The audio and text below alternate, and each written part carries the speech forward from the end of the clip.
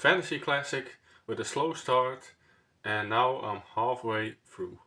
So the question is the Dragonbone Chair by Ted Williams finally starting to click for me?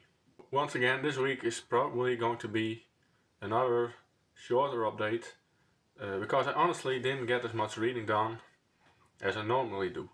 I was just busy with other things this week, so reading ended up taking a bit of a backseat, and that happens sometimes.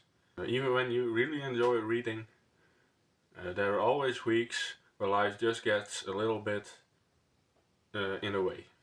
But I did still make some progress on my current reading. Right now I'm still reading the Dragonbone Chair, and at this point I'm about halfway through the book.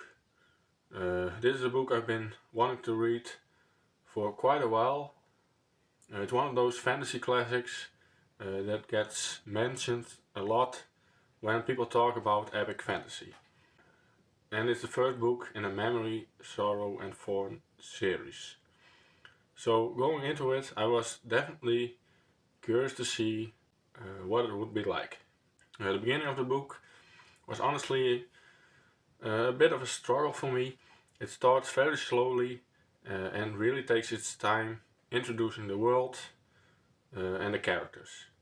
Now I don't mind that kind of a slow build, but it also felt like what did happen plot-wise was really little. The main character, Simon, also didn't immediately grab my attention at the start. He's very much the classic kitchen boy character, young, a bit naive, and still trying to figure things out. And that's obviously part of the character's journey, but early on he wasn't the most interesting protagonist for me. But now that I'm about halfway through the book, things are definitely starting to improve. The story is opening up a bit more, and it feels like the bigger plot is slowly starting to take shape. And you also start to see more of the world beyond the castle, which makes things feel a lot more interesting. So while the book still hasn't grabbed me completely, I am enjoying it more now than I did at the start.